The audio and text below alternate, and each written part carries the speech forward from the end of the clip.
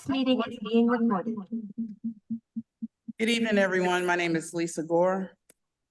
And thank you for joining us tonight for ANC 34G's June 10th, I almost said July, June 10th regular meeting. We'll start out by calling the meeting to order. The time is now 7:04. And we'll start with commissioner introductions. We'll start in the room going left to right, and then any commissioners online. Commissioner Ferguson. Hi, everyone. Welcome. My name is Zach Ferguson. I'm the commissioner for single member District 07. I'm also the ANC treasurer. My name is Lynch. I'm the commissioner for ANC 34G 05. Thank you for being here. I'm Peter Gosselin. I'm the commissioner for District 6, which is mostly the west side of Connecticut back to Friendship Heights. Thanks for coming. I'm Commissioner Gore, Chair of ANC 34G, and also Commissioner for 34G01, which is close to Western and Oregon Avenue. Thanks for coming tonight. Good evening, everyone. I'm Jim Nash, Commissioner for Single Member District 03, the southeast of ANC 34G.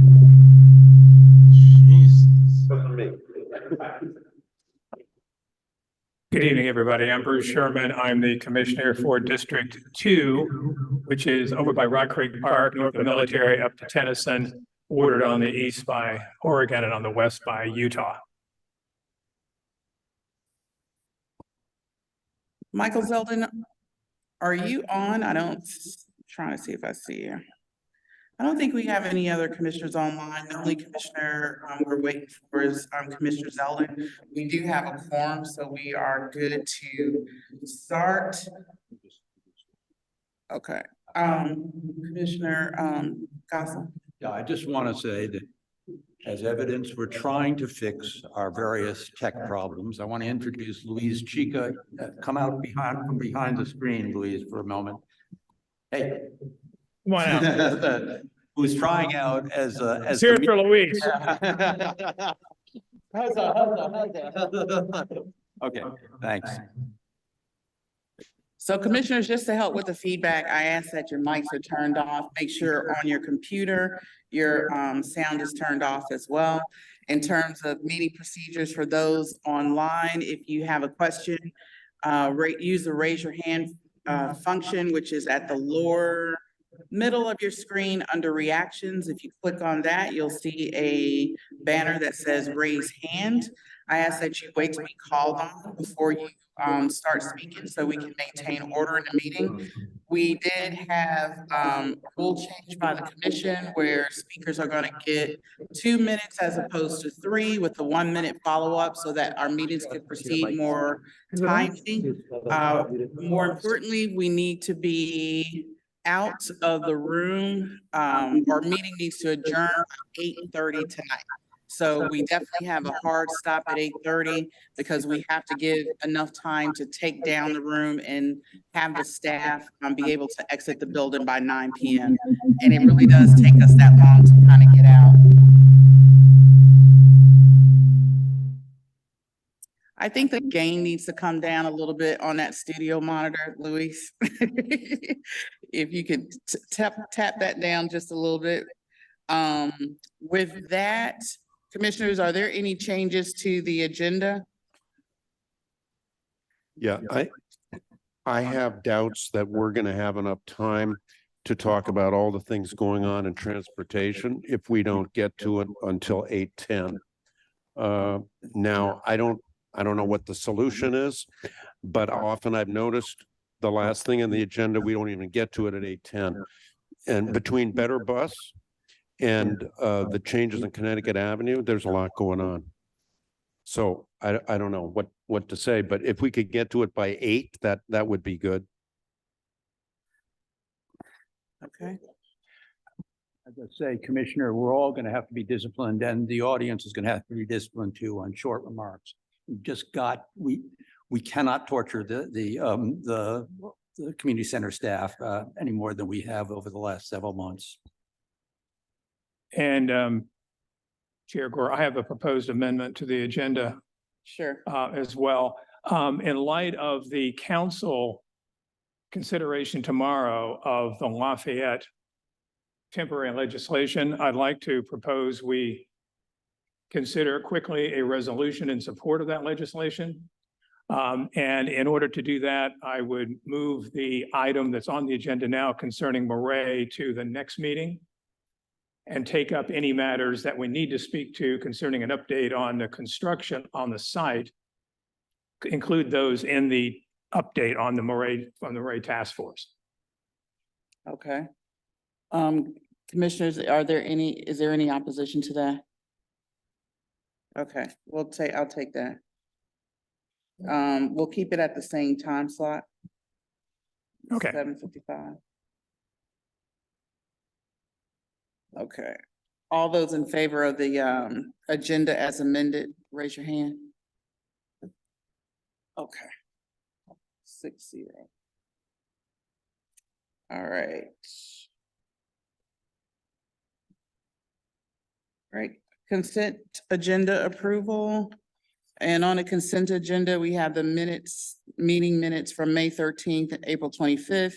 Debit card payment for $220 for the group IO subscription for the Transportation Committee, and check reimbursements for Commissioner Ferguson, WordPress $99, WordPress $99, and GoDaddy $199.99. All those in favor of approving the consent agenda, raise your hand. Okay, thank you, 6-0. Okay. All those opposed? Abstentions? Thank you. 5-0-1. All right, resident forum. This is a part of the ANC agenda where residents have an opportunity to address the ANC on any issues that are not on the agenda. We have also moved this to a 10-minute session as opposed to previously 15 minutes. So at this point, any resident that's here that wants to speak on something that's not on the agenda, please approach the mic. If there's someone online that wants to do so, please raise your hand. Go to the mic.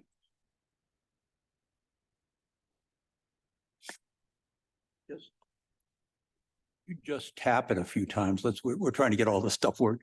No, You gotta turn it on. And turn it off. Yeah.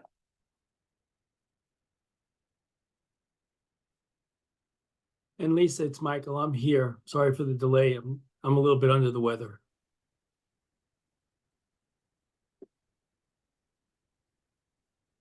Lisa, are you able to hear me? Yeah. I just want to let you know I'm here. I would have voted. I voted, but you couldn't hear me on the last 2 votes on the agenda, consent agenda. And I apologize for being late because I'm a little bit sick. Okay. Thanks, Michael.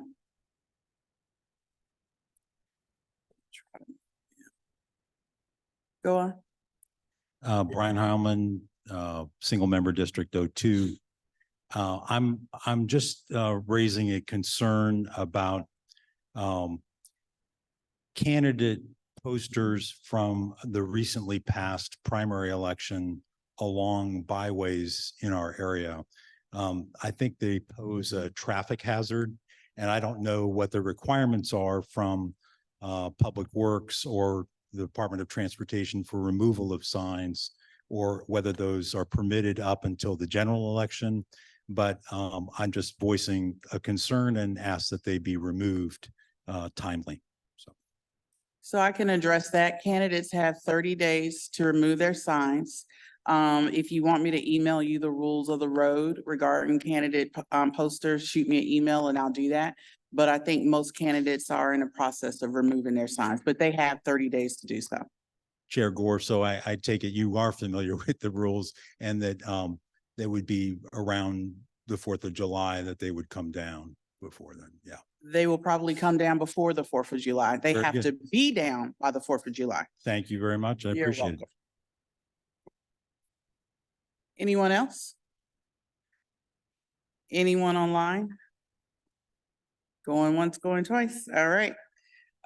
First item up for discussion is DDOT Director Kershbaum on bioretention basis.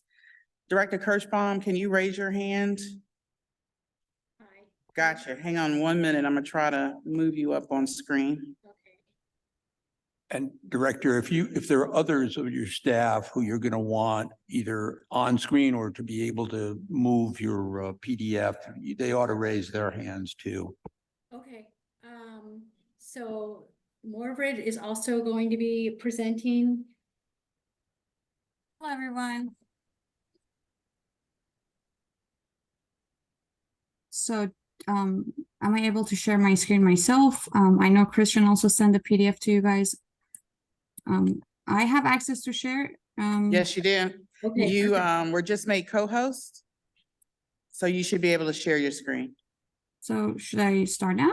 Sure. Yeah. And you guys can hear both of us okay? Yes. Excellent. All right. Thank you so much. We're really happy to come back. I know this has been probably a few months since we first had our walk. And I know many of you have been speaking with my team a great deal. And I want you to know that I appreciate your patience, and much of it was needed because we have made some very, very significant changes to our plans. And I am really optimistic that you'll be pleased with what you see. Margaret, if you want to go to the first slide, just the quick recap of some of the feedback that we heard from you. Director Kershbaum, Yeah. can you speak up just a little bit more? Sure. It's a little hard to hear you in the room. Okay. Is this better? A little better, yes. Okay. All right. I just want to do a quick recap of what we heard from you from our walks and from other, from petitions, from emails. So we know people were concerned about how much space the facilities were taking up in terms of eliminating street parking. We know people were concerned with how long the facilities were. We know that people had concerns, really just in terms of safety of having these facilities on strips that didn't have sidewalks. We heard specific feedback from folks about facilities that were near residents that had disabilities. And we also heard a lot about concerns with the maintenance of the facility. So we want to talk, I think our plan tonight, and I know you guys have a lot on your agenda, so we're going to go through it quickly, but I think your big takeaway it will be that we heard you and we've made big adjustments to address these concerns. All right, I'm going to let Morvarid walk through what the new design guidelines are and then share with you some examples. Thanks, Sharon. So thank you so much for listening to me. I am going over the changes and modification that Excuse we me, I'm made. sorry. Could you speak a little louder and a little slower? There's a terrible echo in this room, but I'm told that the loudness is an issue on your side, not ours. No problem. Is it better? Is this better? Yeah. Yes. Okay. I do my best to be as loud as possible. I'm gonna go over the modifications that we That's made. better. Thank you. No problem. The modifications and revisions that we made based on the community feedback that we received during our recent outreach that we had with the community.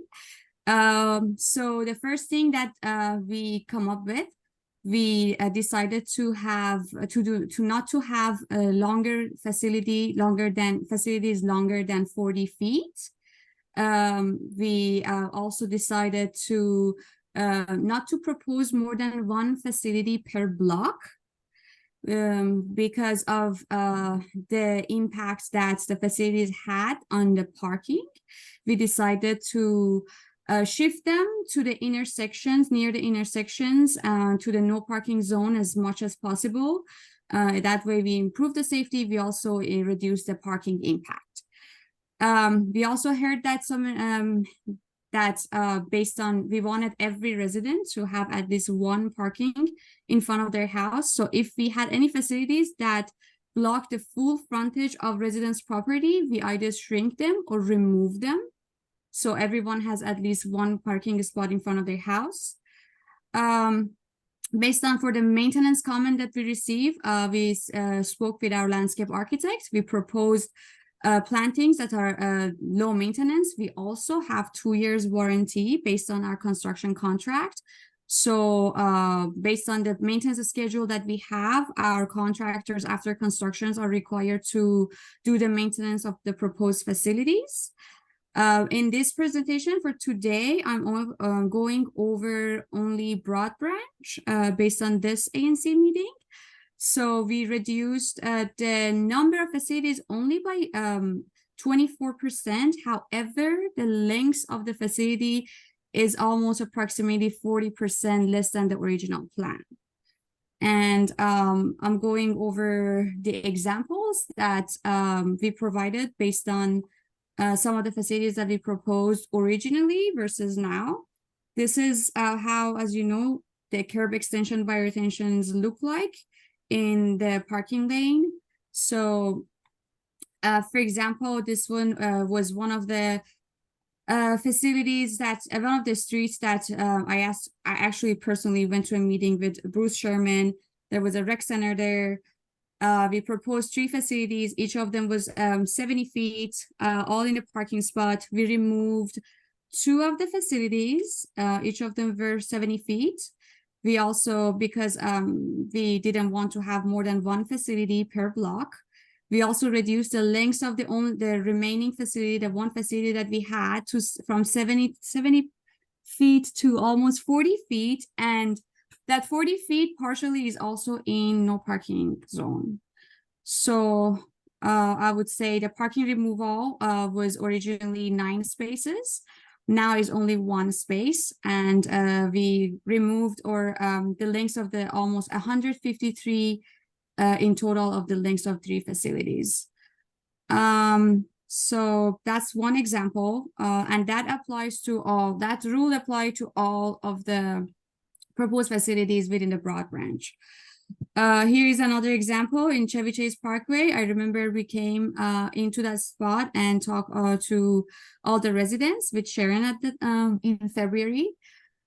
So based on that rule, again, we do the same thing. We are not going to have more than 1 facility per block and not more than 40 feet. So as you can see, we removed both of these facilities, 14A and 14B. It was right in front of Susan's house. I don't know if she's here, but we removed both of them. So now the parking removal, it was originally was 6 space.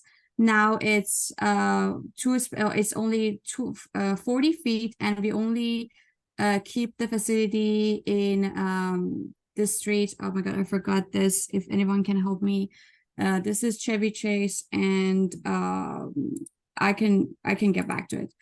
But we only could keep 1 facility, and the length of the total length of the facility that we removed is almost 76 feet.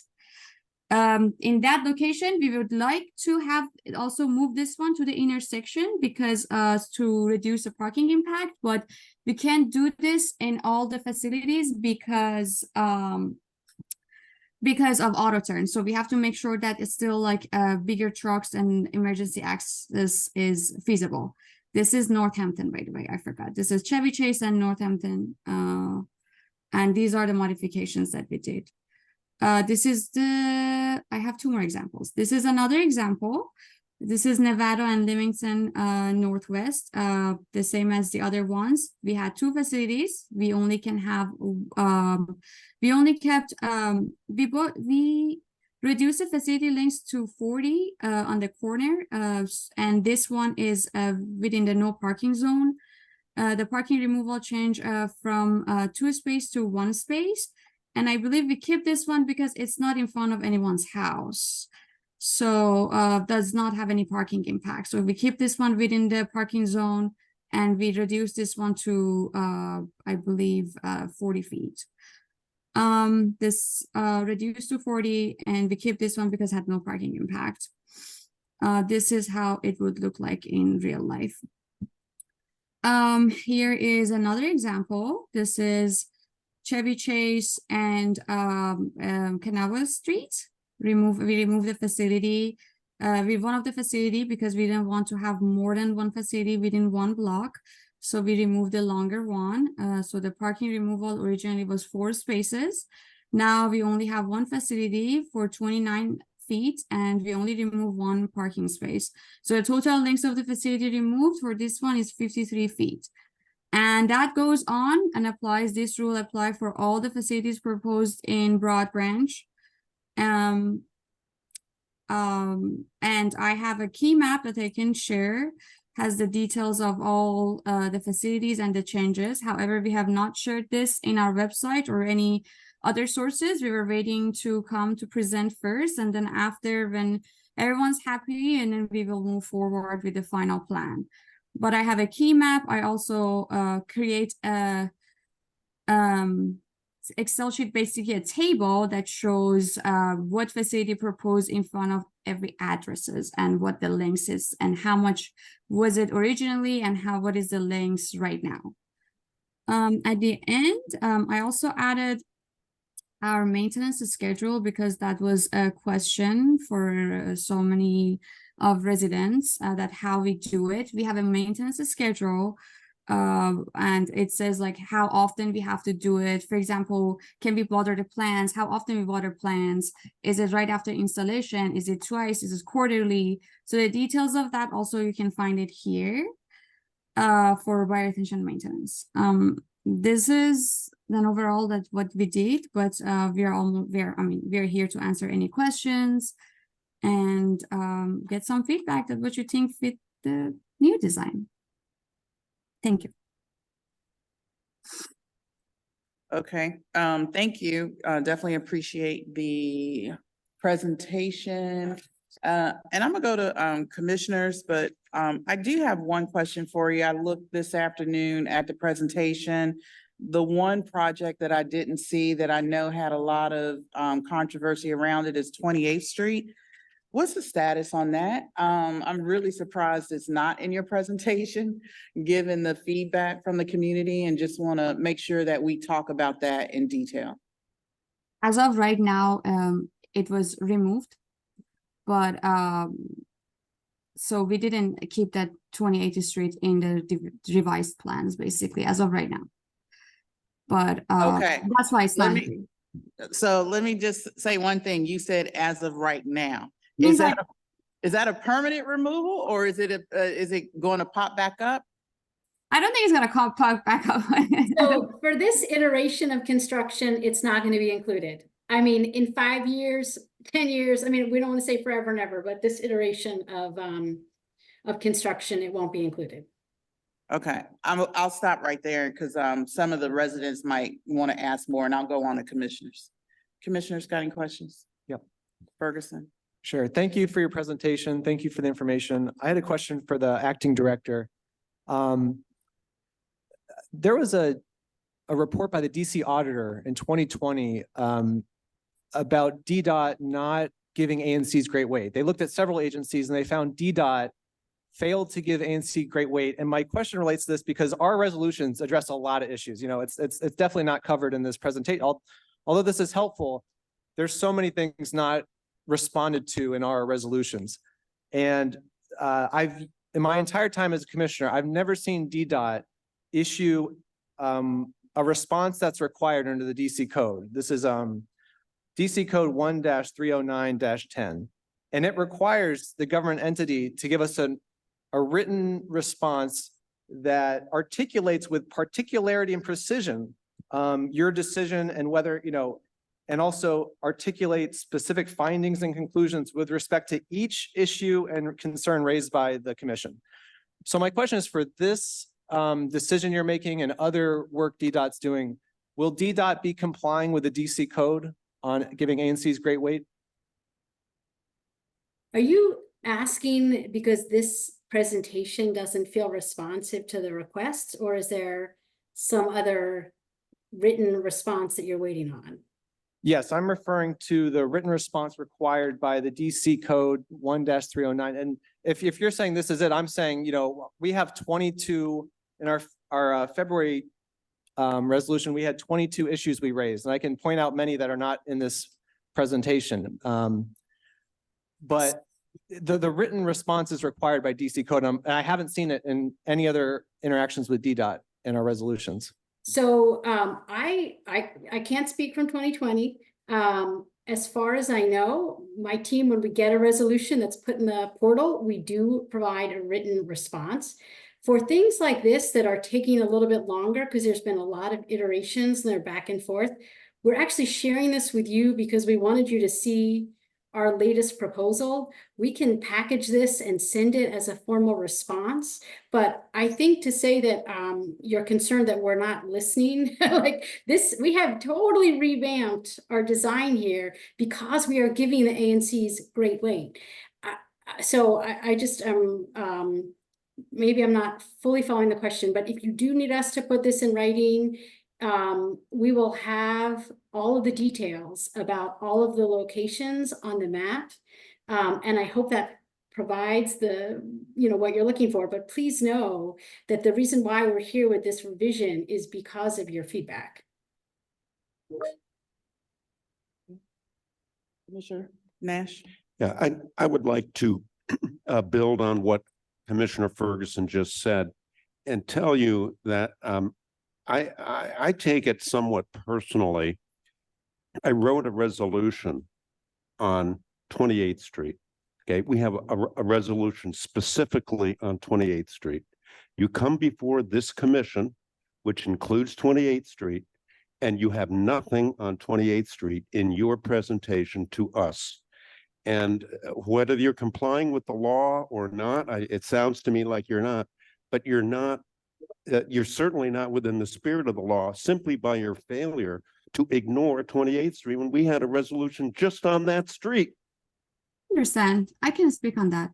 So 28th Street had a whole separate discussions, and actually the 40 feet is coming from the resolution that we received for 28th Street, and we applied it to all over all the facilities in the Broad Branch.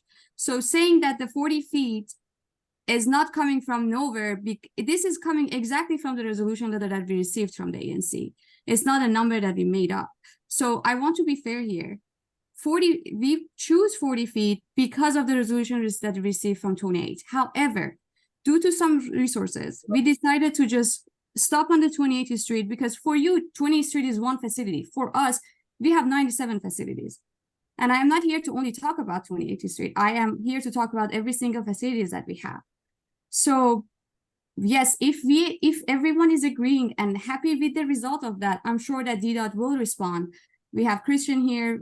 We've been sitting on your reading and working on your resolution to come up with the solution based on the feedback that we received. So because it's not written yet, and it's a big discussion. Like I'm literally removing this project 40%, and it's not a one-day decision. It's a process. So this is exactly a response to the resolution and the letter that we received.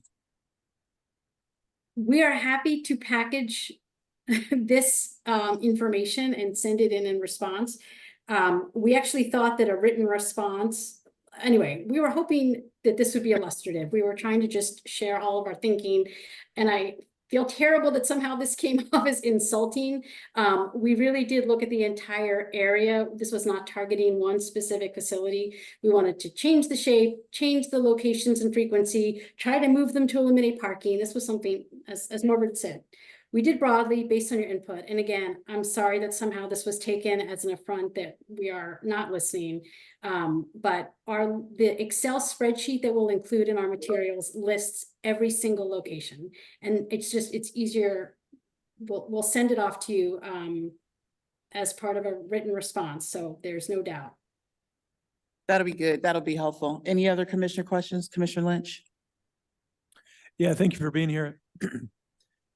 Chair Duncan of 3D and Chair Gore wrote a letter addressing the issue of the bioretention beds, the maintenance not being able to be funded. Could you go back over that, and where does that stand, and how do you view that right now? Sure. Thank you. Sure. So two things. The first, all of these facilities are under a 2-year maintenance agreement that we manage. So you are guaranteed maintenance on these for 2 years. After 2 years, it then becomes the Department of Energy and Environment's, they have a separate contract that they maintain the balance. Now, there was a lot of discussion early in the budget cycle that they did not have resources. They were actually given $4 million this year to help maintain their existing GI facilities. So this group, you're covered for 2 years. Between now and year 3, if the requirements, if we need to have more money in the DOE budget, we will help lobby for it. But they do have resources now. And again, that's really, only for year 3 when the warranty with us ends. Okay, thank you. Commissioner Zeldin, then we'll move to community. Thank you for being here, both of you. Director Kershbaum, I was wondering if I could just pivot for a question unrelated to the bio retention benefit basins. Is that okay? Do you mind? Sure, although I know you guys have a tight timeline, but sure. So we have requested for a long time a speed camera on Western. I walked Western at least twice individually with Director Lott, and we had requests put in for it. And quite recently, they in fact installed a speed camera. Unfortunately, they put it next to the stop sign. And it struck me that that was an ill-advised placement for it to be effective. Instead of being in front of a stop sign, it had to be down sort of 2 blocks further, the 6300, 6400 block. That's where Director Lott and I stood, and we agreed that that was where it seemed the speed was at its greatest. And I've spoken to Christian about it. He said that's where your engineers determined that it was best placed, which I found surprising. You don't think of speed cameras and stop signs being on the same trajectory there. So I was wondering if you could have a look at that and see if we can actually put the speed camera in a place where it actually may capture speeding cars. Okay, can I interrupt? This is Peter Gosselin. Michael, I mean, there are people here who want to talk about the biobasin. I understand that, And Peter. all of us have issues with Director I understand that, Kershbaum Peter. about all sorts of issues. I have one question. That was it. She doesn't have to respond to it. She can get back to me later. I just wanted to table it while she was here. Okay, let me go to Commissioner Sherman. Thank you. That would be me. That would be me.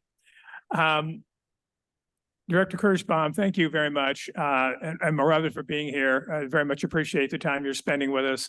I have a slightly different perspective on bioretention beds due to the fact that in my single member district, we have 26 bioretention beds, by far the largest number of any in ANC 34G.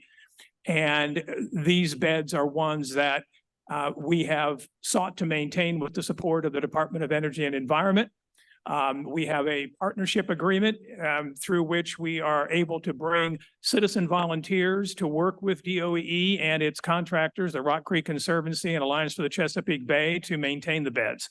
As Morvarid just mentioned, there are additional beds scheduled for installation in my area, which I consulted my constituents on. In fact, I did a survey of my constituents with respect to their support for bioretention beds.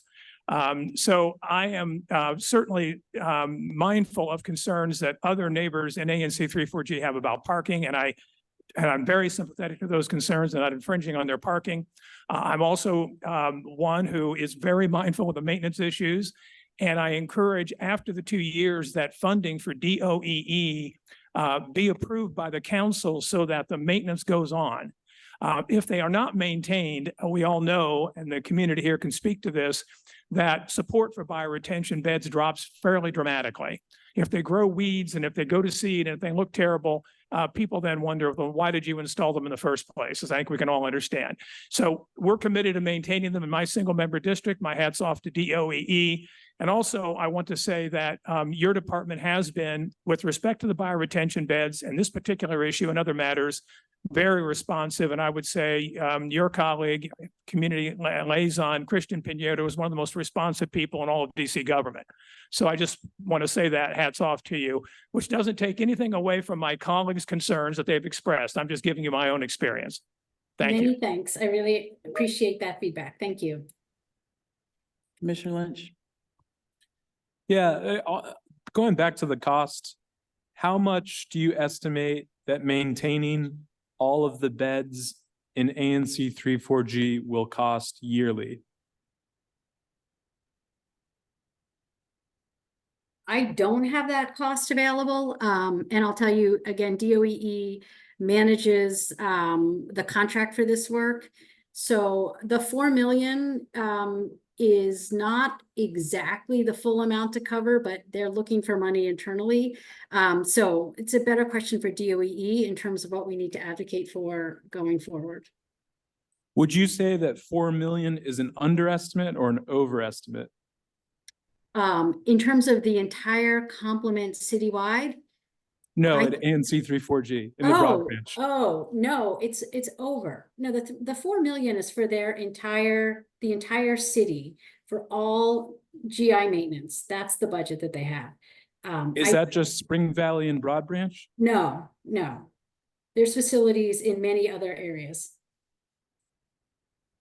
But you're not sure how much it would cost to maintain the beds in our ANC? Off the top of my head, I don't know. Do you have a rough estimate? Are you asking if you're asking for each bioretention, or you're asking if we add 20 facilities, how much it's going to be for Broad Branch? For our area in ANC 34G, the Broad Branch area, how We can- much would it cost to maintain those beds yearly? Do you have a sort of a rough sense of what that costs? No, I have to get back. I can get some information by like in a couple minutes, like how much it's going to be for each bio, but then I have to go see how many of this in this ANC and then how much it would be. But still, this is not a question because we are not in operation. This is not a great question for me, but I can find the answer for you later. We would love the answer. Thank you very much. No problem. Okay, commissioners, we're gonna have to go to community and move on. Good evening, commissioners. Good evening, Chairperson Gore. Good evening. I just have a quick question. We couldn't hear any of that presentation. So can you just please clarify, is 28th Street off? So from my understanding, 28th Street is, and that's why I said, what does that kind of mean? But they said 28th Street is off for this round of development. So, but then Director Kershbaum, you correct me if I'm wrong, you said it doesn't mean necessarily in 10 years, 5 years, 15, 20 years that it won't come back up, right? Correct. Right now, we're making a decision about this cycle. The construction plan that we have will not include a facility on 28th Street. In that case, I would really, really like to thank the commission, particularly the chairperson. And I'd really like to thank on behalf of my neighborhood, which has been extremely concerned about this for many months, Acting Director Kershbaum and her staff. Thank you so much for your concern and your attention. We really appreciate your understanding that this biopit would have caused tremendous problems for our neighborhood, and we are very grateful to you for understanding. Thank you so much. Thank you. All right. Thank you. One last comment. Hi, Director. This is Susan. Thank you, Morvarid. We're really happy on Chevy Chase Parkway with the changes. I have 2 requests, please. We had asked in February if you had done any studies of the effectiveness of the existing bioretention spaces, and you said you had not. So we would like to ask you or the Department of Energy to do some of those studies before we expand taking away neighborhood parking for these. We'd really like to be able to demonstrate that they work. And then my second request is, we were told by the program manager that these only work for normal rainstorms. So we would ask that you continue to investigate good solutions to solve the problems for climate change rainstorms and for heavy rainstorms before you actually build more of these in the neighborhoods. But Again, though, we're really happy with the decisions, very grateful for being listened to, very, very grateful to the commission for pushing this and supporting us the last 8 months. So thank you very much. All Yeah, right. and I know you guys are tight for time, so we're not going to answer it here, but yeah, these are not something that are experimental. This is a proven tool for stormwater runoff, and it's a nationwide effort that the EPA is promoting.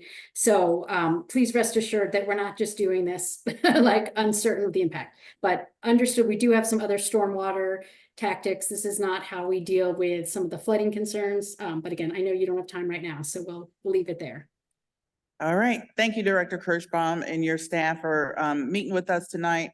And I definitely reiterate the resident on 28th Street. Thank you for striking that in particular and all the adjustments that you've done to meet the community needs on these projects. Thanks so much. Have a good night. Thanks. Thank you, you too. Okay. So we're going to move on real quickly. Discussion and possible vote to adjust the ANC's April 25th, 2024 resolution on the rezoning of Upper Connecticut Avenue, Commissioner Gosselin and Sherman. Well, let me start. This rose out of my testifying and Bruce testifying at the zoning commission hearing. It tries to slightly modify, it asks us to slightly modify our April 25th resolution concerning zoning. In response to OP's testimony before the zoning commission that among other things, our April 25th proposal to cap total all-in height at 60 feet didn't allow enough space for a mechanical penthouse. And our attempt here is simply to show that we're willing to try to find a reasonable sweet spot between where OP is for at least this site, 80 feet, and the 60 feet cap that we propose in our resolution. It also tries to correct what I view as a mistake in our April 25th resolution, which is that we set a lot occupancy for of only 60%, which would mean that for the retail buildings on the west side, if one were to be replaced, you couldn't build to the edge of the lot. You couldn't connect the buildings, so that I'm just trying to, in that regard, include a non-residential lot occupancy of unlimited or 100%, which it is now. That's why the retail buildings on the west side are connected. So I know that there's a lot of views about this zoning proposal. We took a pretty firm stand on April 25th. I think we're trying to show, Bruce and I are trying to show the zoning commission and the OP that we're willing to make some adjustments. Bruce? Thanks, Commissioner Gosselin. So everyone, I think, recalls, but just to be sure, that OP's proposals have been height of 80 feet here at the civic site and 70 feet elsewhere on the avenue. We know from all of the available survey research that an overwhelming majority of our residents do not favor tall buildings. This was true in the 2019 survey. It was reiterated in last fall's survey. 50%, more than 50% of the respondents in last fall's survey said they did not support building heights over 50 feet. 70% said over 60 feet. So we, as a commission, resolved last December, and I dissented from that decision, I will add, that the height not exceed 60 feet, which we reiterated on April 25th. When we testified before the commission, we believe we heard from certain commission members, it wasn't overt, but there were suggestions that the commission, the zoning commission, might be open to having another response from the ANC, might be open to some type of settlement with the Office of Planning. That led on the last hearing date that to the request that we return to them with any revised proposal by June 13th. Today's June 10th, so we have a few more days to submit that. So we are responding to the zoning commission's interest in potentially some type of an adjustment or a resolution. We're also responding to the community's concerns about buildings that are too tall. At the same time, as everyone knows, the commission has already resolved to support the affordable housing objectives of the city. So we're responding also to the community's interest in having affordable housing. The one thing that I would add, and this is really important, I think, for everyone to keep in mind, if you're standing at Livingston Street, looking north of Chevy Chase Circle, and you're looking at both sides of the avenue, think about what's going to happen over the next dozen years. There's going to be development on both sides of the avenue, all the way up to the circle.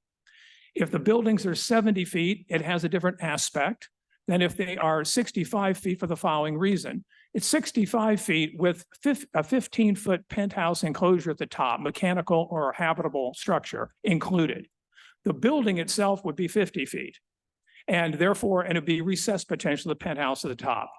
So we're mindful of the concerns the residents have expressed over and again about overdevelopment, about buildings that are too tall. And at the same time, obviously accommodating the goals of affordable housing.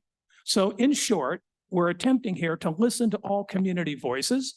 I have been in a different place on this, given the survey results last December. As I said, I dissented from the ANC's resolution then. However, that was then, this is now. We are where we are. And if we do not put forward a compromise position, my sense of it is that the zoning commission will be favorably disposed to OP's proposals for 80 feet and 70 feet. 2 minutes. So there we are.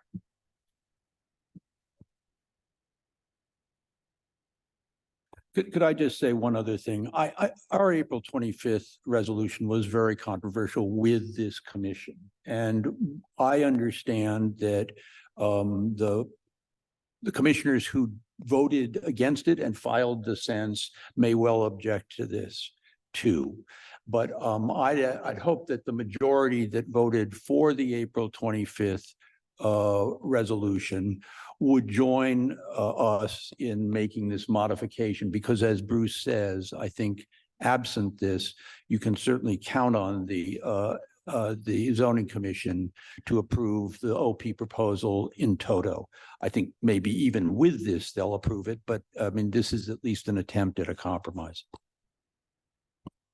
Commissioner, any further comments from commissioners? Commissioners Zeldin, then Lynch. Yes, I just wanted to say that I am supporting this amendment. I think that it does the best we can do to try to compromise with all of the various voices in the community while getting us in common communication with almost every single bidder, 100 to 150 housing units, affordable housing, 30 to 80%, if there's the 65-foot height. So that's my position. Commissioner Lynch. Thank you. When we came here tonight, every parking space was taken. There was a basketball player, there was a tennis player, there were people sitting down on the benches, there were people moving around, congregating, people in the library, people outside of this meeting in the civic core. I think this outdoor space is too valuable, too useful to the community, and will only become even more valuable and useful to the future neighbors that will come to this neighborhood. So I would vote for this and I would support this, but I would ask that the commissioners, rather than going to the 60% lot coverage, stay at the current 40% lot coverage.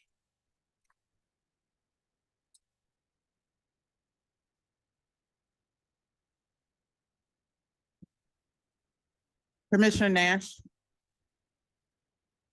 Yeah, I agree with Commissioner Lynch about the 40% lot coverage.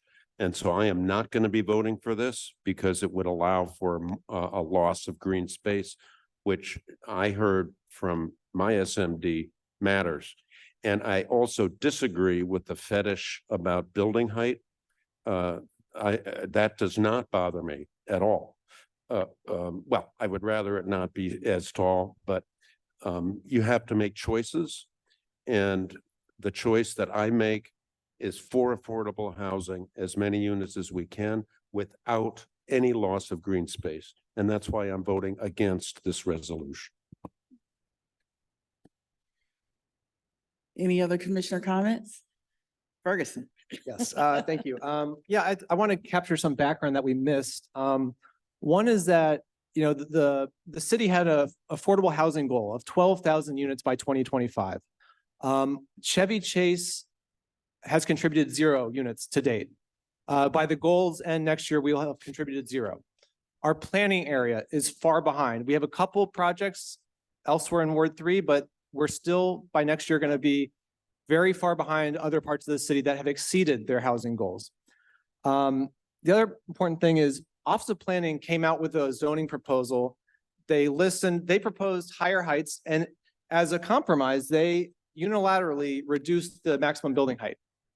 So that the trade-off is less affordable housing could be built, potentially, here and the rest of the upper corridor. Something recent that's come out that since our work last year on this, we've learned that homelessness in the city has gone up over last year. Family homelessness has gone up 39% in this city since last year. It's going in the wrong direction. And so I'm very concerned that our ANC is once again telling the city we should have less affordable housing in Chevy Chase. And that's what this resolution does compared to what the city is proposing. And again, that is their compromise. That is their scaled down proposal. So I oppose this resolution, and that's my statement. Could I ask for a clarification, please? You said that Ward 3 has contributed 0 to affordable housing. So I guess my question to you is, what about 5533? What about the buildings at Friendship that are being built where Mazda used to be? So my statement was I Chevy- just think it's a little misleading for you to say that Ward 3 isn't contributing at all to the city's goal of affordable housing. My statement was that Chevy Chase, under the 12,000 unit goal, has contributed, Chevy Chase, our ANC 34G has contributed 0 units to that goal. So is 5533 not part of Chevy Chase? That was not part of that was 10 years ago before the 12,000 goal was started.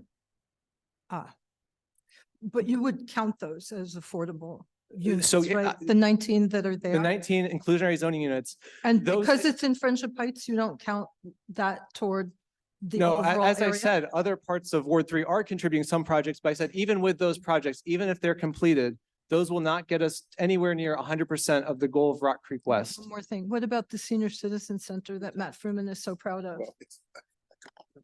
Aren't those Also not, affordable? the one outside of our ANC, The Listener. Minute now. I think it's an excellent project, and I think we should have more affordable housing like the Lisner But project. doesn't that count toward our affordable housing? Not to Chevy Chase, that's not in Chevy Chase, and I'm saying, as I said, other Ward 3, parts of Ward 3 have contributed. But if we were building enough, we would not see homelessness and rent burdens go up compared to last year. I gotta Can say, we move to Commissioner Zeldin and come back? can I just have a really quick question? Sure. Western Avenue and whatever that little cross street is where the Listener home is, that's not Chevy Chase? That's Friendship Heights?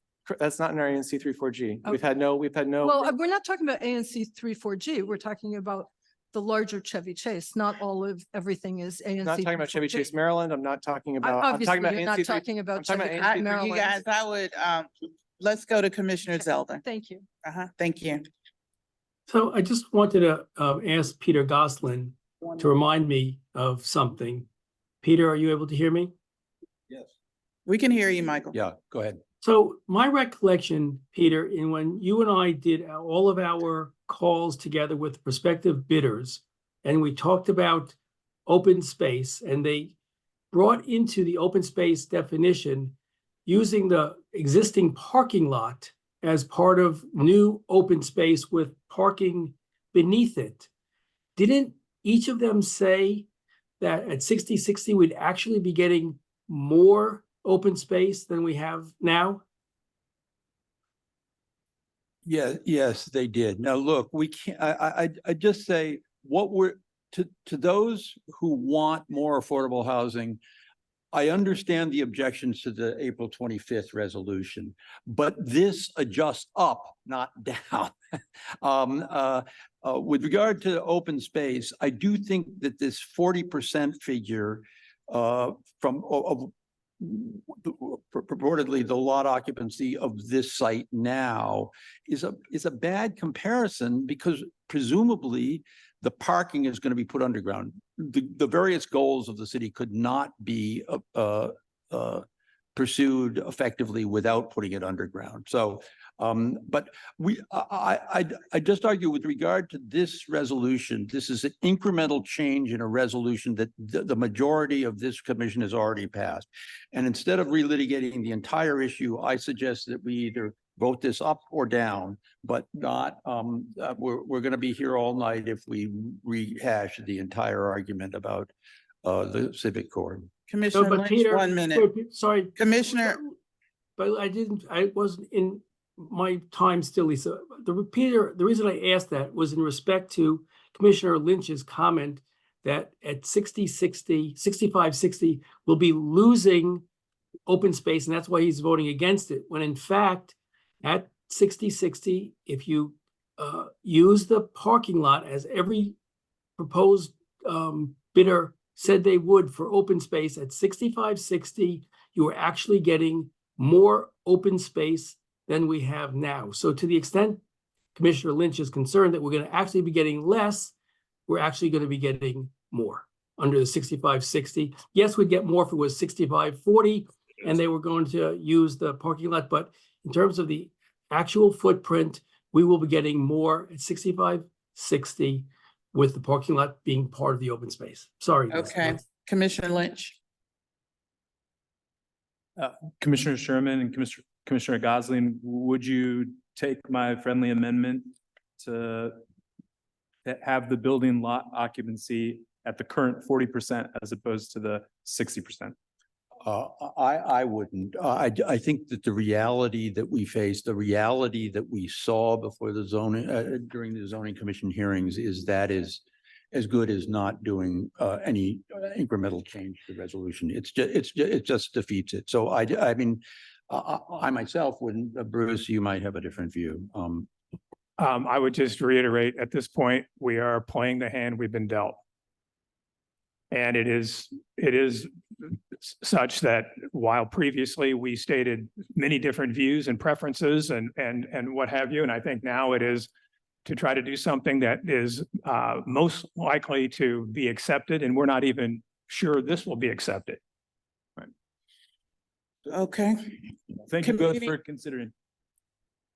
No, we got to go to community. People out in the audience, please approach the mic. And folks online, I see one person online has their hand raised. It's been raised for a while, so I'm gonna go to Ron Eichner, then I'll come to Lee, starting here in person. Ron? And I'm gonna hold everybody's comments to a minute, just so we can try to get through this. I want to try to let as many people speak as possible. I just wanted to clarify the issue about the open space. The facts are that the 60% lot coverage leaves an amount of open space that is equal to the usable open space, that is the open space that isn't devoted to parking, that exists now. So that on the assumption that parking is underground at 60% lot coverage, there's no loss of open space. How good it is, how effective it is, how welcoming it is all a function of design. And we won't know that obviously until we see these RFP proposals. That's it. Thank you. Lee? Yeah, we're negotiating with ourselves in some respect.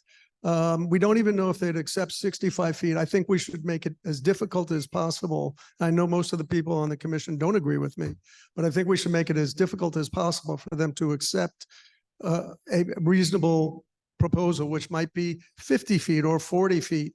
And the fact that we're excluding the penthouse makes no sense to me at all.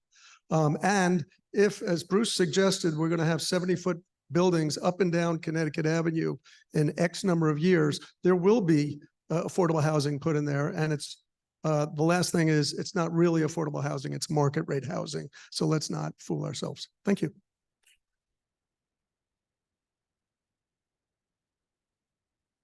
Yeah, I want to say with respect to open space, there's open space and there is green space. The community made it clear it wanted to keep green space, it wanted to keep trees. That back parking lot is asphalt, as is the basketball court.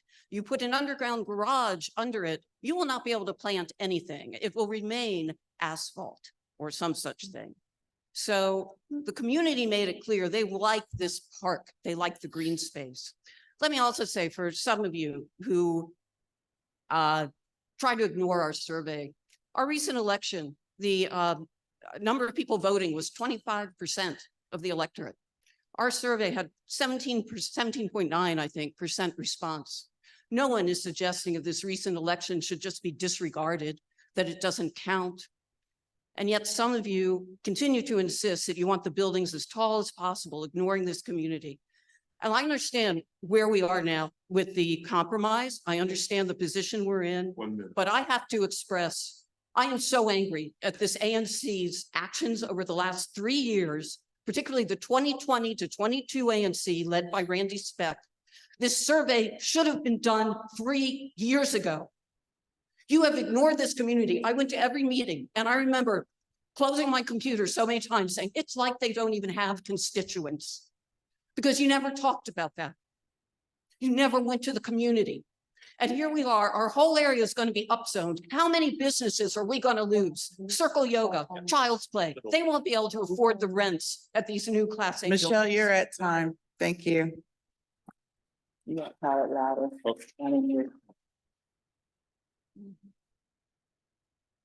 Chevy Chase Voice is present tonight to go on record against the proposed ANC resolution on the CC2 compromise zoning. Over 1,400 Chevy Chase Voice supporters have signed a petition that is against upzoning Upper Connecticut Avenue, including this common site. CCV is against privatization of public land. CCV is against any housing on the common site. And CCV is against any incompatible commercial development on this site. No privatization of public land. Further, the ANC 34G community made it crystal clear on your official ANC survey last fall that the community is against housing on this common site and against upzoning here. Please note, and this is so important about the parking, please note, if there is substantial demolition of these two buildings on this site, DDOT is going to take away the existing access to any parking on the site, something that the majority of the community is strongly against. Lastly, and I say this with all due respect, Chair Gore, you missed 4 meetings that were very, very important meetings on this topic over the last couple of months. Is it appropriate to let someone else chair that has been in attendance at these meetings and who is really well-versed in everything that's been discussed in your absence? Just ask. Thank you. Next. Commissioners, I want to thank you for the effort that you're making. I also want to just point out at the May 23rd continued zoning hearing, many members of this community spoke in opposition to the proposed rezoning. There is currently a lawsuit filed by Chevy Chase Voice against both the zoning commissioner chair and the zoning commission chair and the mayor. That lawsuit will go forward. Those of us that don't support housing on the Chevy Chase Commons do support affordable housing, but not on this location. And I think the reality is we're in a different moment today. And the zoning commission, what struck me at that May 23rd hearing is that OP at the zoning commission hearing asked for guidance. They asked for guidance from the zoning commission. The zoning commission is in a position to provide new guidance to OP, and OP is receptive to that. So I think we're in a moment where, in fact, we can re-envision what the future of the community center and library will be. Thank you. All right. Thank you. Commissioner Gosselin. Well, I'd like to move the question. I think we ought to vote. Again, I understand the position that Brian has taken. I understand that there's a lot of opposition. This this is an attempt to deal with the situation we have in front of us. So now I move that the commission vote on the motion as Bruce and I have put it forward. Is there a second? Second. Second. Any further discussion, commissioners? I Commissioner just would Ferguson. just suggest a roll call vote for clarity. Absolutely. Commissioner Zeldin, I vote in favor. I hadn't called the vote yet. Any further discussion? Okay, we're gonna do a roll call vote. I asked the secretary to take roll call.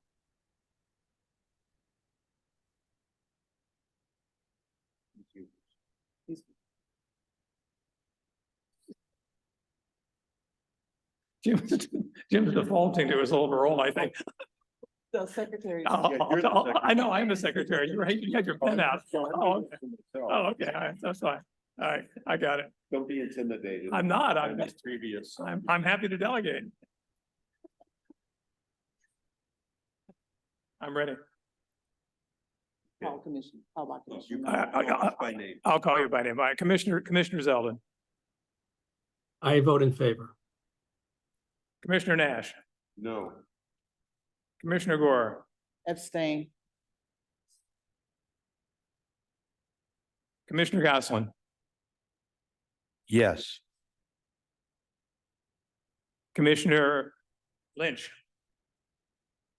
No. Commissioner Ferguson, No. Commissioner Sherman, yes. So it's 3 yeses, 3 noes, and 1 abstention. So it goes down. Goes down. Okay. The vote is 3 yeses, 3 noes, 1 abstention. So the resolution fails.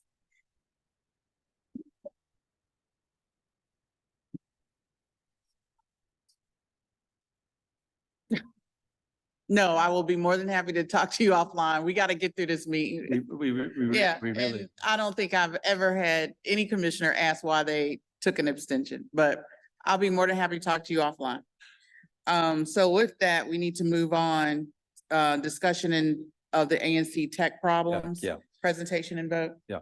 So, can we, Mon, can you raise your hand, and can, Luis, can you, or can you, Lisa, promote Mon's Italian? She's right there. Okay, good. So I have ended up taking over. I mean, if you thought it was inappropriate that I was trying to manage this meeting tech, I had to take over managing the website.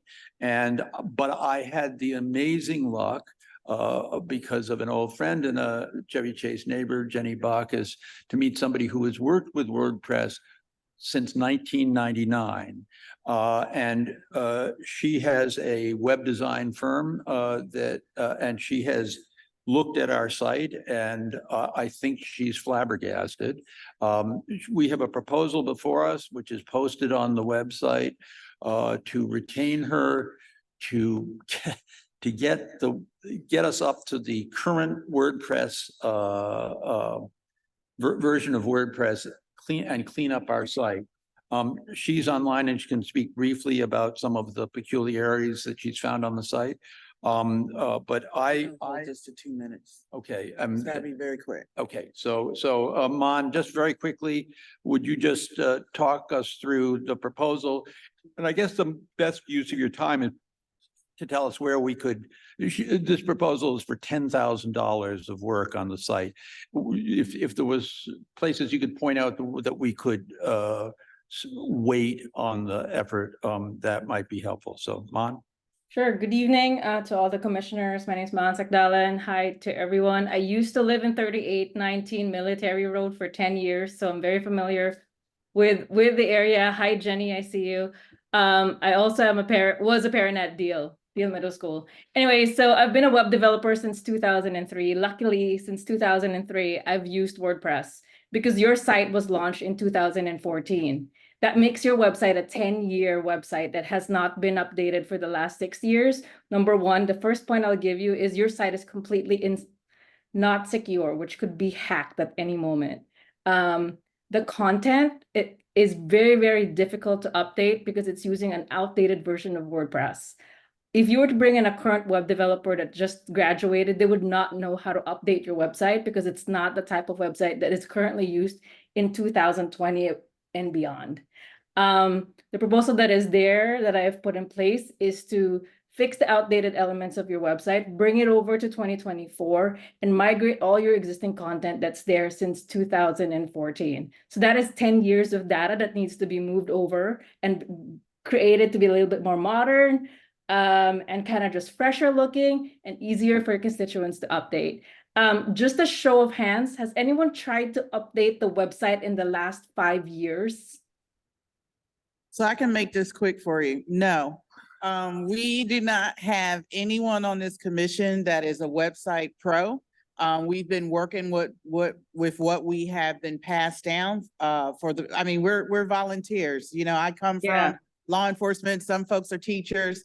We don't have any knowledge of the website. So I think we can make this real short. To make it quick, because I'm gonna tell you, I'm a real expert at WordPress, and I even had a hard time finding it because of the way that whoever built it sort of like created an algorithm of how to update certain parts of the website. It took me hours. So I have given over 12 hours, volunteer hours of making it updated as we speak, but I would love to continue to give more of my hours.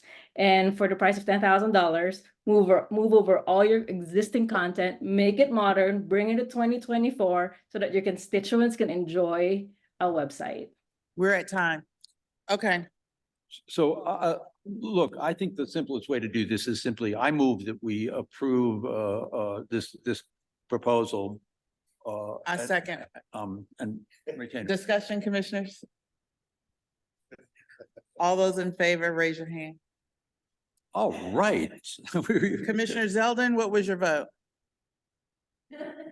Okay, 7-0. Thank you. That was a very easy vote. Thank you so much. Look forward to working with you all. This website has been the vein of our existence for like 20 years, but definitely in the last 4. So thank you so much. You're very welcome. I'm so excited. All right, me too. My gosh. All right, discussion and possible vote on the Lafayette resolution. Okay, so I have just drafted this while we're sitting here. The occasion again is that the council tomorrow is to take up temporary legislation that would call for the use of a natural grass at the Lafayette Elementary School ball field for the renovation there. So I will read the resolution as I've drafted it and get your response. The summary is simply to urge the DC Council to pass the Lafayette Elementary School Grass Field Temporary Amendment Act of 2024, scheduled for hearing on Tuesday, June 11th. Background and rationale: ANC 34G has passed 2 prior resolutions with respect to the ball field at Lafayette Elementary School on February 26th and March 25th, calling for natural grass. On May 7th, the council passed an emergency resolution regarding Lafayette Elementary, stipulating, quote, the council must act to prevent the agencies, Department of General Services et al., from installing a synthetic turf field over the strong objections from the community, and instead require that the remediation project continue with the installation of the natural grass field. At the time, the council tabled the temporary legislation with deference towards a possible non-legislative resolution. Immediately following the May 7th council meeting, Councilmember Janice Lewis-George wrote to the Department of General Services to ask, among other things, that DGS re-engage ANC 34G to discuss the department's criteria for choosing artificial turf. DGS has not done so. DGS's refusal to engage ANC 34G and Chevy Chase residents broadly continues a pattern of disregard for the community. Resolved, ANC 34G urges the council to pass the Lafayette Elementary School Grassfield Temporary Amendment Act of 2024. Comments? Yes. Commissioner Sherman, I will vote for this either way, but one thing I might encourage is a line that asks the city to start moving in the direction of using all or as much grass fields as they possibly can, and then hiring the staff and whatever they need to keep those grass fields maintained well. Okay. Comments? Commissioner Ferguson? I'll just note, I wasn't aware of the existence of this legislation until, an hour ago, so I'm gonna vote to abstain. I haven't read it. I don't know, what's in it, what's the temporary side, And let me say that I also, I'm concerned, I understand residents' concerns about turf. I have not had time to look into them. I understand I'm concerned that the city budget, among other things, does not have the money to maintain a grass field at Lafayette. And so, but in any case, this is so new to me that I am going to abstain as well. So let me just remind the commission of one thing. This is only reiterating what we have twice resolved, that we are in support of a natural grass playing field at Lafayette Elementary. It is simply now, given the council hearing tomorrow, which is following the council hearing on May 7th, at which they took up the emergency resolution that, again, asked for this to happen, natural grass at Lafayette, and for DGS to engage the ANC, which, as I indicate in the resolution, it has not done. This is not breaking new ground. It's merely reiterating our position, but doing so immediately in advance of tomorrow's hearing in a fashion that could have some impact on the council's deliberations. That's the reason for this. It occurred to me coming in tonight that this might be an appropriate thing to do. I didn't even have it in mind until an hour or so before the meeting. So I thought it'd be appropriate to mention it and to draft it and get your response. Commissioner Nash? I'm in favor of this, but can we vote on it, please? We're behind schedule. Right. Yeah. So I'm moving the resolution that the commission approve the resolution as drafted. A second. Okay. Commissioners, all those in favor, raise your hand. 3. All those opposed? So Zeldin, No. what's your vote? I raised my hand in favor. Okay. that's 4. 4. All those opposed? All those abstain? 3 abstentions. Carries. Thank you. Thank you. Pass. Yes.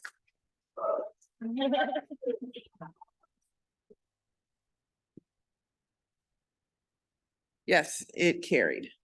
All right. Discussion and possible vote on the sidewalk installation. Yes, so is Christian with us? Yeah, they're here. They're setting up now. Presentation.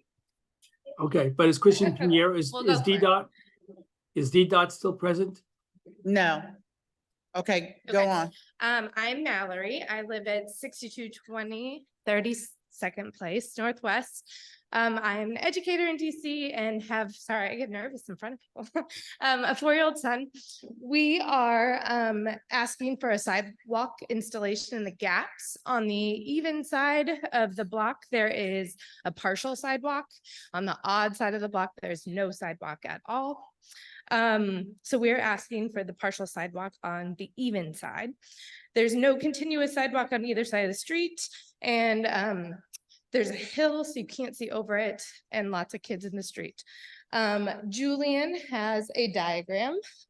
The other one, Julian, it has where it's red, there's no sidewalk on the block, and where it's yellow is where we are requesting. We're requesting 88 feet and 175 feet to continue on that one side. We have been requesting for 3 years. We have December 27th, 2021, August 22nd, 2022, and September 5th, 2023. It's a main artery to Lafayette. The park, the bus stop for middle school and high schoolers, and everyone on, I don't know why I'm shaking. Everybody on the block has signed it in support. We thought we had the correct form, so everyone on the whole block signed it. we've been told that there's a DDOT sidewalk formula, which doesn't account for the people who are on our block. We have 13 children on our block. 12 of them are school aged. 7 are at Lafayette next year. 4 that will take the middle school, high school buses. There's 2 90-year-old women who live alone, 6 houses that are 65-plus-year-olds, and 2 kids with complex health issues, 1 with leukemia and 1 who has seizures. I'm one of the parents, and the other person requesting is the parent with leukemia. And this is Daphne, and she's in middle school, and she's gonna need to go to the bus stop for middle school next year, so they want to also. Okay. Any? You want to say? Okay. Also, it's really hard to ride a bike on grass. So we have to go on the road, which is much harder for the younger kids because it's more dangerous. And that because of the cars, it also interrupts when they're playing. There's often people with strollers, bikes, dogs walking through the street where, as I mentioned, we're at the top of the hill, you can't see over the hill. So as parents, you're very nervous when your kids are out there playing. And it's not a complicated project. As Julian has on there, there is no trees that are obstructing those areas right now. Trying to be fast also because 8:30 limit. So we would like to ask the commission to recommend DDOT to expedite the construction on 32nd Place and the sidewalk, and then call on DDOT to give us a response, because I hear that's an issue. Thank you. So Commissioner Zeldin, you want to move something on this subject? Yeah, so I want to add one factual thing, and that's why I was asking if Christian is there. Apparently, the city has a new formula by which it prioritizes sidewalk installation, and this sidewalk is, as has been said, has been pending for 3 years and is now on the schedule for the summer of 2025. And so what I'd like to do, and with all the ADA and other, safe streets and school access, I want to write a resolution that asks DDOT to move us up in the queue. To wait 4 years under these circumstances seems to be unacceptable.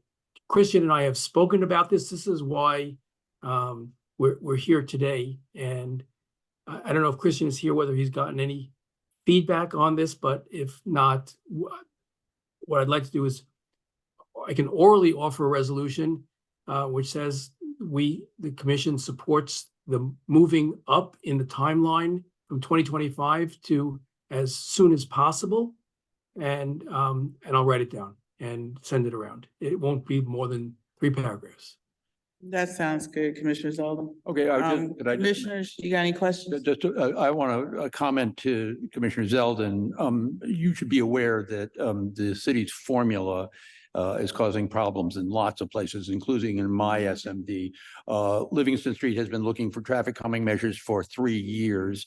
I will be back with a resolution asking that we move that up too, if I'm going to vote on this one, but I don't need to have it included in this resolution. Okay, so I'm going any to other move. hang on, So Lisa, hang on a minute, Commissioner. Okay, Hang on sorry. a minute, Commissioner Ferguson. I just want to say thank you so much for your presentation. I really enjoy, we got a lot of emails and PowerPoints. I enjoy the old fashioned, the slides. Those are distinct and memorable. It was the coming of the generations for this. Absolutely. I had trouble hearing some of it, but so if people remember, if you're having side conversations, you can take them outside so we can hear our presenters, everyone. But thank you very much, and I look forward to the vote. Yep. And I just wanted to clarify one thing. You said everyone on the block was in agreement? So we did our side of the block. We had signatures for every house except for one renter. We didn't ask them because they rented. But like Daph lives on the other side of the block. Everyone that we've talked to verbally is in support of. Okay, perfect. Yes. Every single home, any home that has children, obviously wants the kids to walk to the bus stop. Yeah. Or the Lafayette school, and there's no sidewalk on either side. And I did it. Being big. One other quick question. Why is it not continuous down the block? No idea. The sidewalk? Well, somebody got theirs paved and these three people. Those where there's nothing, there's already sidewalks. Got it. Okay, So we're thank you. just asking for the gaps to be filled. Okay, They built the house, put in the sidewalk. This development. got it. Okay. Commissioner Zeldin, do you want to call for the vote? I call for the vote. Okay, I just, I'm commissioners, sorry, I had a neighbor just say there's 13 kids on Good. the block. got it. Okay. Commissioners, all those in favor, raise your hand. 7-0. Thank you. It's carried. Thank you, guys. Thank you. Thank you. Yeah. Commissioner Nash, discussion and possible vote on the WMATA Better Bus proposal. Okay. Yeah, so 8:29. this, we do not, our bus transit working group is hard at work at developing a resolution on the Better Bus proposal that came out last month. And Michaela is here, and if I've left anything out, she can fill us in, but our current thinking is to go pretty much along the lines of the June 2023 resolution that this commission already passed. And we're going to be presenting this resolution at our next meeting, which will still have time to have an impact. So I would like to ask all commissioners to review the resolution we already passed on in 2023. And if you have any concerns about that, let me know in the next week. I will be getting a resolution to you 1 week today so that you have a week ahead of time to look it over.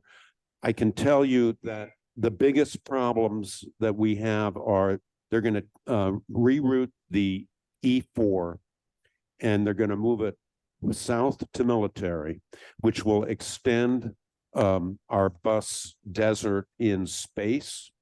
They are also going to be extending our bus desert in time and space, because they will eliminate weekend service for the E4. There will be no weekend crosstown service in our area. The L2 remains unchanged. And so if you're living on Connecticut Avenue, there are some possible good things about Better Bus. They're going to get rid of the Adams Morgan connection, which will get you downtown quicker. If you want to go to Adams Morgan, not so good.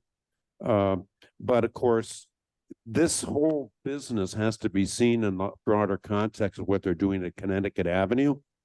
And I don't know if we have time for me to go into that. I would love to tell you what I learned at the CAC meeting.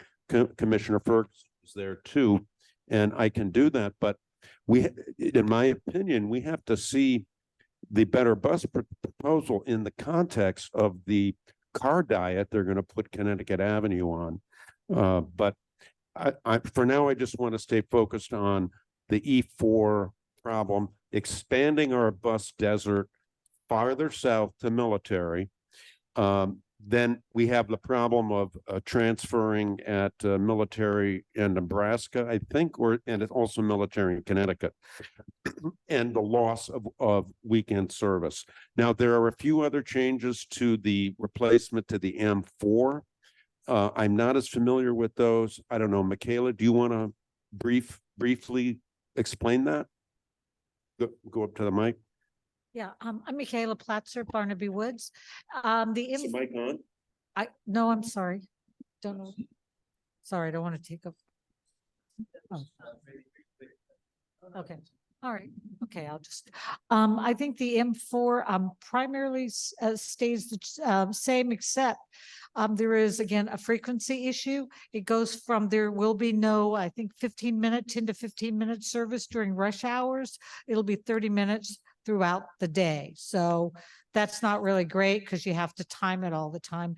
And I also don't want to lose sight that the Better Bus proposal, of course, will cement in place a permanent loss of the E6, which means that that butts desert that Jim referred to will in turn remain forever. And that means anyone who lives in Barnaby Woods or Hawthorne has absolutely no way to get to Friendship Heights directly. The only way you can do that via Metro bus would be to go to Tenleytown, which is much longer, and then transfer. So in other words, they have replaced a 15-minute ride from, let's say, Pinehurst Circle to Friendship with about a 40 to 45-minute ride. That isn't really workable or usable. And I want to make one more point, because I raised this very matter when they had this commissioner only meeting on the Better Bus thing. And I said, hey, you are expanding our current bus desert here in our ANC. And the answer was, well, yeah, we are. And there are trade-offs, and we're doing it purely on the data. There's not enough ridership there. And so you're just SOL. And so if we have to think about how we're going to fight this, because if we play on their in their sandbox, we're going to lose because we don't have the ridership, and they're doing it all based on that. So I don't know what the answer is. We're struggling with it ourselves, but if we play their game, we're going to lose. That we've been losing again and again and again on those grounds, and it's really upsetting. And one data point just to keep in mind, the E6 in 2019 had 86,000 riders on an annual basis. That's 86,000 trips that you've lost. By WMATA's own data. No, you have data. I have a comment. What about all the workers at Knollwood? Please add that to your equation. On weekends at Knollwood, going up, on weekends, you see people trudging all hours of the day to catch the bus across town. And there are a lot of people who do that. And I think we're really blind if we don't include them, and perhaps some muscle from Knollwood. Thank you. And I want to encourage everyone listening to this to get in touch with us on the Transportation Committee. We want your feedback and input as we draft this resolution. Thank you. Okay, we have to move on. We're about 6 minutes over. Real quick, committee reports. ZDD, do you have anything to report? No. Okay. Racial and Social Equity Committee, any committee report? Yes, hi. Yes, hi. We want to load a quick 1-minute video, and I'm going to see if you're able to just get it. If you make me a co-host, Lisa, can you do that, you think? We've got it uploaded. Got it? Super. Okay.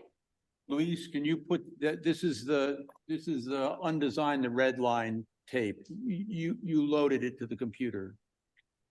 Or Libby, you're a co-host, so if you can play it, go on and play it. You want me to? Okay. Yep.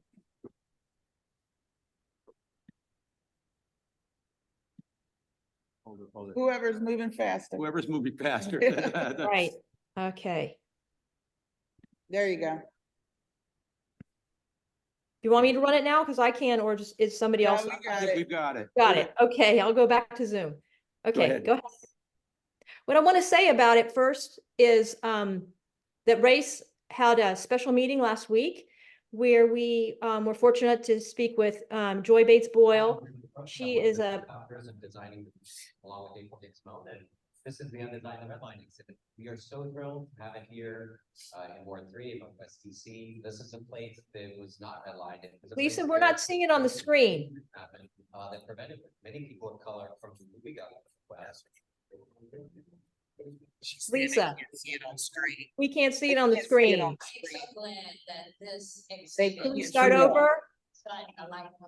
We can't see it. Hang on a minute. Libby, can you play it? I'll try, yeah. Yeah, it was only showing here in the room. Okay. What I wanted to say is that we were fortunate to have a visit. Let's go ahead.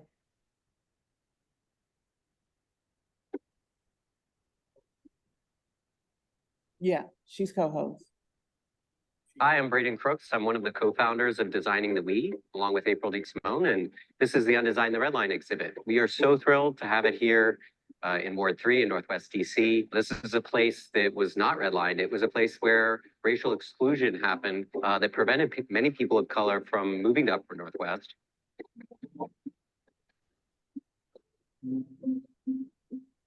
I am so glad that this exhibit is shining a light on the history that has so often been Libby, overlooked. is that playing off of your screen? Because we can't see any, we can't see it.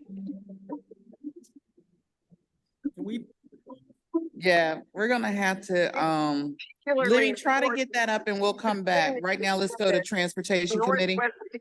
Commissioner Nash. Okay. So I already did something on the Better Bus. I'm sorry.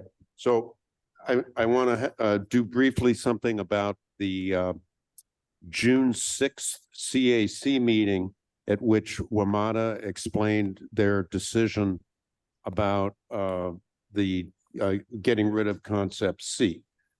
And what I learned from that meeting was that DDOT said that the PBLs, protected bike lanes, simply do not fit on Connecticut Avenue. And that's why they are dropping that. They are going to continue to redesign the avenue. Their main thing is left turn lanes. They're going to be doing that. And they also said, as for parking, right now there are 650 spaces. There are 550 in the plan they're going to do because of the left turn lanes. Parking would be lost. And then the Concept C would have been 350 parking spaces. So what we're getting is parking spaces instead of PBLs, it seems. In addition, Connecticut Avenue is going to be 2 lanes each way during rush hour. Okay. So there's going to be, if you were opposed to PBLs because you were afraid that traffic would be diverted to side streets during rush hour, you're going to have the same thing now without PBLs.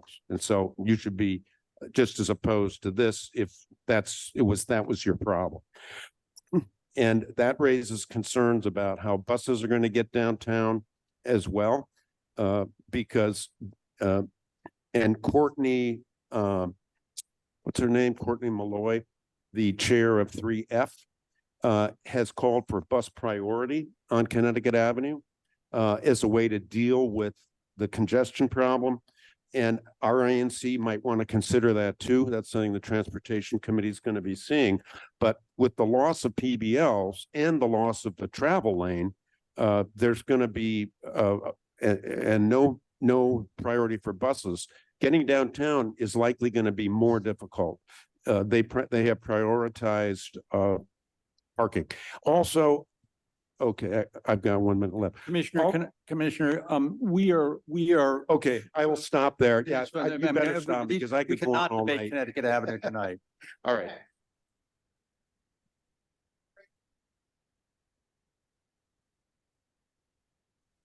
There's something about membership.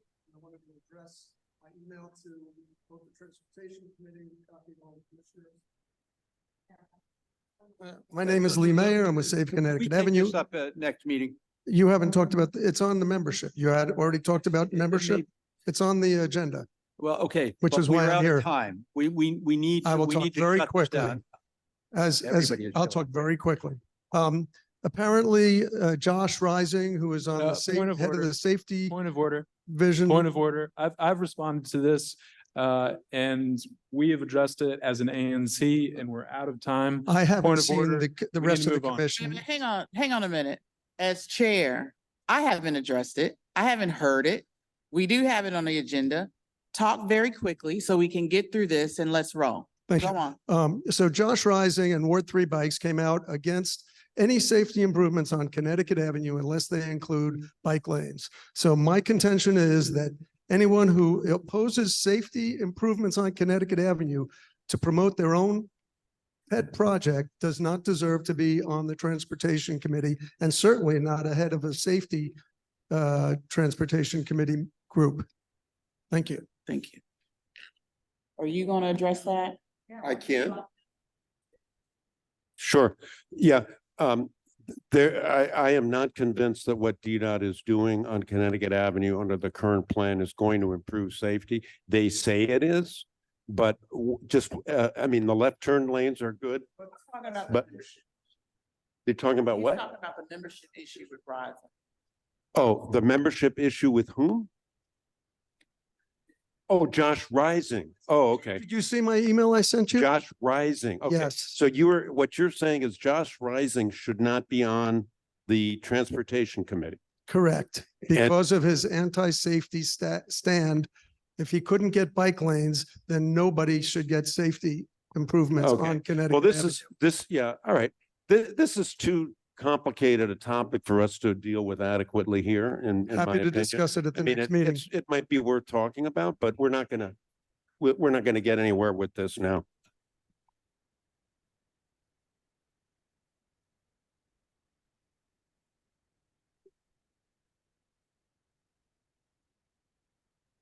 Maret Task Force, real quick. Yeah, this is Jenny Backus. I'm the co-chair of the task force. We have a meeting on Wednesday night at 7 p.m. And I encourage everyone to come. We have a couple of, we cover constituent complaints and we get an update on the construction, but a couple of, our last task force meeting, we said we want to highlight some specific things we're going to be doing. So this week, there's a stop work order on the project. We've asked for an update on that. Maret has told us they will bring their landscape design consultants, and they would very much hope that neighbors and interested parties who are interested in the landscaping that will go around the field will attend. We'll also talk about and promote the community day that Maret and the ECC and Goods for Good, a fabulous charitable organization that is housed in the ECC, will be doing this coming Saturday from 9 to 1. It's a community bulk trash drop off. So please join us at the meeting. Our information is on the website. We will repost the link to the meeting tomorrow, and thank you. All right. And Libby, I'm gonna come back to you. Do you have your video ready to go? I do. I have it ready in 2 different formats, but that's what I just tried. And it's the same formats that I sent to the ANC. Okay, go on and play, Libby, because we gotta close the meeting. We'll try it again.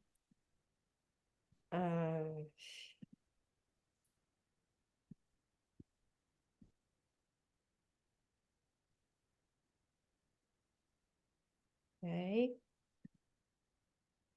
Now I don't know where it is. Oh, here we go. All right, I'll try a different way, but you've got me listed as a co-host, so. Yeah, okay. We're gonna have to play it some other way. We have got to get out of here. If it's not ready right now to play, we gotta close the meeting. It's ready, it's open, and it's on my screen, but I don't know what it takes to show it to you guys. I have open on Google Drive. Okay, we'll have to come back to it, Libby. I'm sorry. The time now is 8:46. We have to adjourn the meeting. I ask that everybody please take your chairs that you're sitting in and stack them in the back, and also get any other chair beside you and stack them as well. Thank you for coming out tonight. We really appreciate it.